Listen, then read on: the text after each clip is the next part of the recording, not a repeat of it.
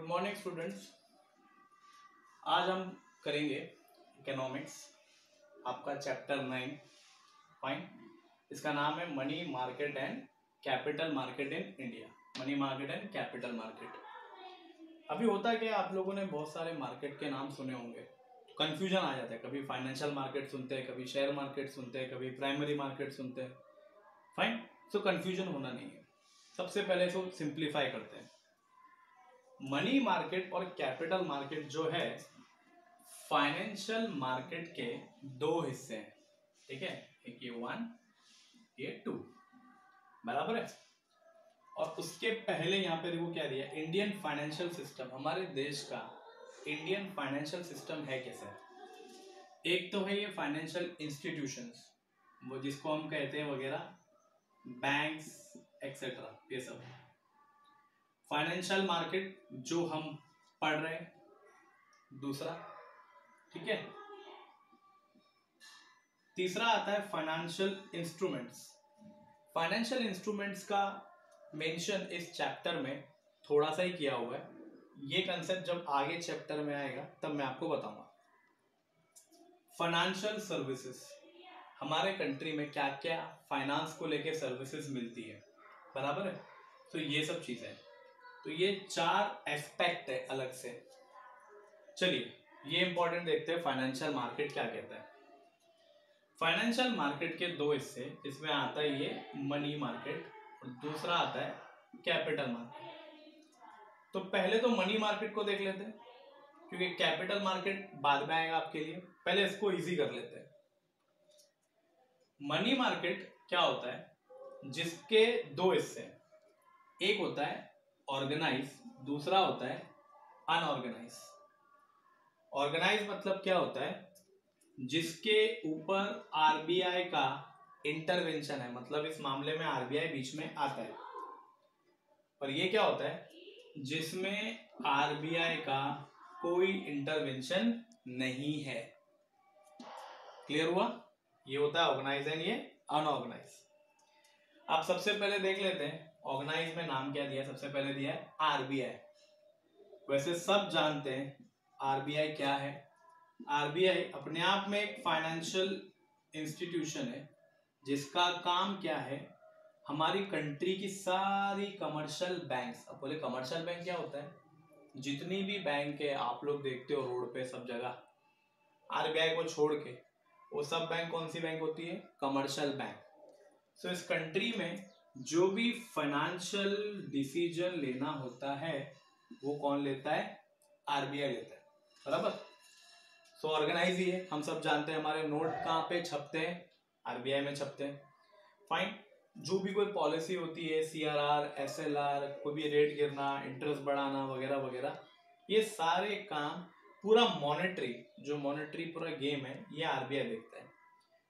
We can say that RBI is kind of a remote control, और बाकी जो ये कमर्शियल बैंक है ये उसके अकॉर्डिंगली काम करने वाले हैं। फिर उसके बाद आती है बात कॉर्पोरेटिव बैंक्स की। कॉर्पोरेटिव बैंक भी बैंक ही है, कमर्शियल बैंक और कॉर्पोरेटिव बैंक में ज्यादा फर्क नहीं है। कॉर्पोरेटिव बैंक क्या होता है, स्मॉल लेवल पे काम करते हैं। किस पे, स्मॉल लेवल पे। फिर एक आता है ये डीएफएसआई, डीएफएचआई और यहाँ पे डीएफआई, है ना। DFI we can simply say that discount finance institution, और यहाँ पर भी वही discount and finance housing institution, है ना। ये दोनों के दोनों, इनका यही है कि ये फाइनेंशियल इंस्टीट्यूशन का एक हिस्सा है। और ये जो भी कुछ इस कंट्री में, जैसे कि इनका काम क्या है, बेसिकली हाउसिंग लोन प्रोवाइड करना, है ना। Even though short term, long term, medium term, ये सब टाइप का लोन प्रोवाइड करने का काम है। तो इस सेक्टर में तो कोई प्रॉब्लम नहीं है, क्योंकि इसमें आरबीआई खुद है और वो अपने आप में भी आ भी रहा है। मतलब ये क्या होता है, सेफ है, इसमें रिस्क नहीं है, ठीक है। दूसरा आता है जिसमें आरबीआई का कोई काम ही नहीं है ना, इंडिजीनियस बैंकर्स। फाइन। आप लोगों ने देखा होगा कि बहुत से गांव वगैरह में क्या होता है, बैंक्स होती हैं, छोटे छोटे बैंक, ये जो क्या होता है वो बैंक की तरह नहीं होती, but they acting like as a bank. किसी किसी गांव में छोटे छोटे लेवल पे पैसा जमा कर लेते हैं और उनसे वहाँ के गांव के लोगों से कलेक्ट कर लेते हैं और अपने पास रखते हैं। इंडिजीनियस बैंकर्स गांव में होता है ये बहुत तरीके से कि लोग किसी एक पर्टिकुलर पर्सन को, एक फैमिली को या फिर एक इंस्टीट्यूशन को अपने आप में एक बैंकिंग का वैल्यू दे देते हैं, क्योंकि वो आपस में बैंक का, गांव का काम ही चलता है उनका। Then we have a money lenders. Money lender क्या होता है? जो लोग उधार पे पैसा देते हैं, है ना। मनी लैंडर तो सिंपल है, इंटरेस्ट थोड़ा इनका क्या होता है, ज्यादा चार्ज करते हैं। कोई भी कहीं से भी ले लो तो मनी लैंडर कोई भी हो सकता है। Unregulated non bank financial intermediaries, ये होता है ना चिट फंड वगैरह, जिसमें अनलिमिटेड है, मतलब ये कभी सेफ नहीं है, कभी भी जा सकता है, कभी भी आ सकता है, कोई भरोसा नहीं है लोगों का। तो ये आता है unrelated non bank financial intermediaries. I hope so ये क्लियर हो आपको। मनी मार्केट का मतलब समझा। मनी मार्केट क्या होता है? ऑर्गेनाइज और अनऑर्गेनाइज के लिए, बराबर है। अब इसके बाद जो कंसेप्ट है आपका, जिसमें आपकी बुक में दिया हुआ है, हम देखेंगे फंक्शंस ऑफ आरबीआई। आरबीआई क्या क्या करता है।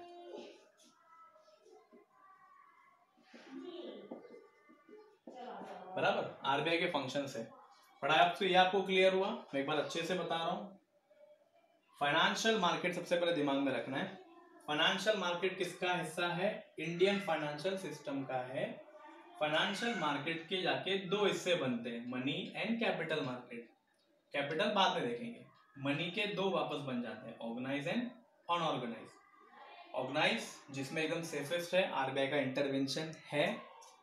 अनऑर्गेनाइज क्या बोलेंगे? जिसमें आरबीआई का इंटरवेंशन नहीं है, कोई दखल नहीं देता, पर ये अपने आप में क्या होता है, कहीं ना कहीं थोड़ा रिस्की है। अब बाकी लोगों की अपनी चॉइस होती है, जो लोग अपने हिसाब से करते हैं, बराबर है। सो आपको बताया भी मैंने, आपका अगला क्वेश्चन जो है, it is function of RBI, reserve bank of India. Reserve bank of India क्या क्या काम करता है, ठीक है। आपकी बुक में ज्यादा डिटेल में दिया हुआ है, मैं आपको यहाँ पे जितना हो सके इसके बुलेट पॉइंट्स के थ्रू बता देता हूँ। वैसे आपका ये आंसर ही एग्जाम के लिए है ना, 4 मार्क्स के लिए पूछ सकता है इसको, फंक्शंस को, या फिर 8 मार्क्स के लिए भी। 8 पॉइंट से तो 8 मार्क्स के चांसेस ज्यादा है इसके लिए, ठीक है।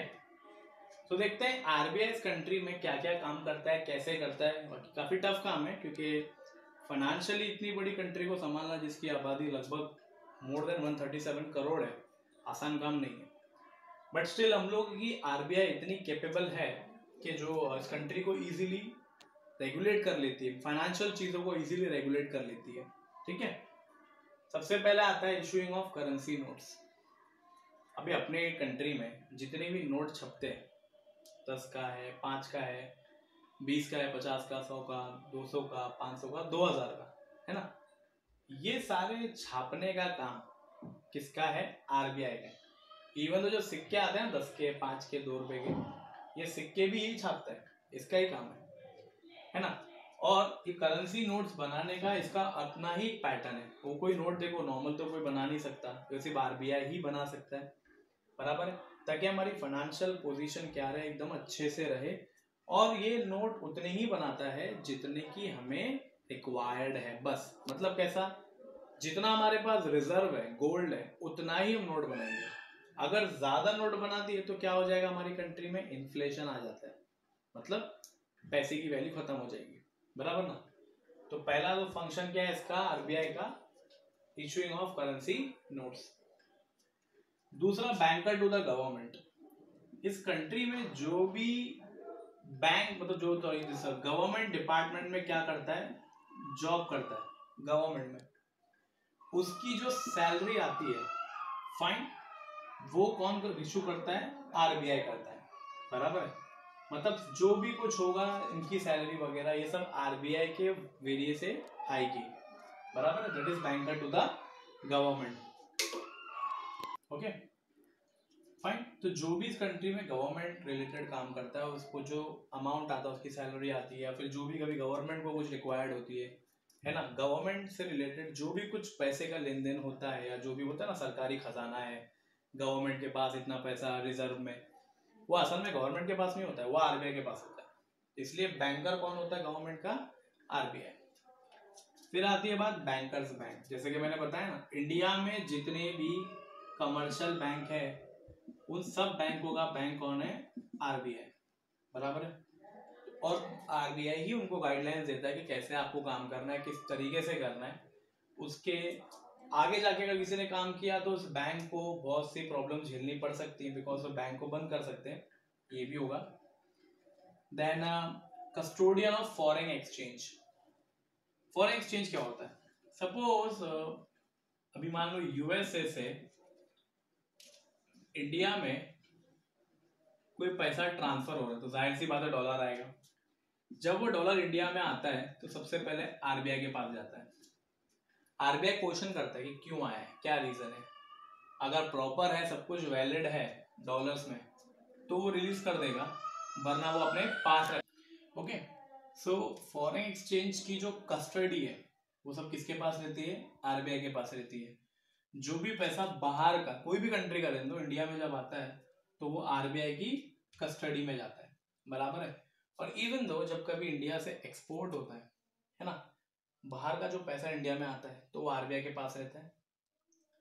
Controller of credit, yes, India में ये इन्फ्लेशन और डिफ्लेशन को कंट्रोल करने के लिए आरबीआई ही पूरा गेम सजाता है, बराबर है। तो उसमें बुक में आपको दिया हुआ है सीआरआर, एसएलआर, फिर अपना ये कर दी। ओके, तो ये इन्फ्लेशन डिफ्लेशन जो होता है हमारी कंट्री का, कंट्रोलर ऑफ क्रेडिट, ये भी आरबीआई मॉनिटर करता है ना। इन्फ्लेशन में क्या होता है? बेसिकली चीजों के प्राइस बढ़ जाते हैं, लोगों की इनकम बढ़ जाती है, बराबर है ना, और पैसे की वैल्यू नीचे आ जाती है। फाइन। डिफ्लेशन के टाइम क्या होता है? प्राइस नीचे आता है, पैसे की वैल्यू बढ़ रही है, लोग उस चीज को, लोगों के पास जॉब्स अवेलेबल नहीं होते और पैसे की वैल्यू उस टाइम पे बढ़ जाती है। अब ये जो जिगजैग है, ये जो गेम है, ये कौन खेलता है? आरबीआई। क्यों? ताकि चीजें स्टेबल रहे।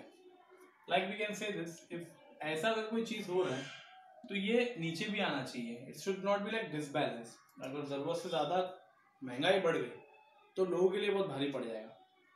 इन्फ्लेशन जैसे कि मैं कह सकता हूँ कैसा होता है कि ऐसा होगा कि आपकी सैलरी 1 लाख है और आपके खर्चे 95,000 है, तो वो इन्फ्लेशन होता है। और डिफ्लेशन में क्या था? आपकी सैलरी समझो अगर 15,000 भी है, बट स्टिल आप आराम से उसमें से 10,000 बचा लेते हो या 5,000 बचा लेते हो, दैट्स अ डिफ्लेशन। बट दोनों वक्त में फर्क है। वैसे फिलहाल के वक्त में हम लोग किससे गुजर रहे हैं? इन्फ्लेशन से ही गुजर रहे हैं, क्योंकि चीज़ों के प्राइस बढ़ गए, लॉकडाउन का टाइम है वैसे तो, है ना। सो इसके अंदर के जो कंसेप्ट है, ये सीआरआर, एसएलआर, ये deeply end of the chapter में आपको बताऊंगा। Collection and publication of data, जो भी को डेटा मिलता है फाइनेंशियली रिलेटेड, आरबीआई उसको क्या करता है? पब्लिश करता है, ताकि लोगों को समझ में आए, पता चले, बराबर है। सो डेटा कलेक्शन करना एंड ऑल, ये सब आरबीआई का ही काम है। Promotion and development functions, India के अंदर बैंकिंग फंक्शंस को आज आगे बढ़ाया है तो वो आरबीआई ने बढ़ाया है टोटली, जितना हो सके। तो they doing the promotion themselves, development भी करते हैं। और आज बैंकिंग का लेवल कितना ऊंचा हो चुका है, आज बहुत सारी बैंक्स हैं, ये सब किसकी हेल्प से? आरबीआई की हेल्प से। और लास्ट अदर फंक्शंस में बोल सकते हैं हम लोग। और इसके अलावा जब कभी कोई मॉनेटरी रिलेटेड या फाइनेंशियल रिलेटेड कोई इशू होता है तो वो आरबीआई होता है जो उस चीज को सोल्यूशन में देगा, बराबर है। So basically we have this 8 points of this function of RBI.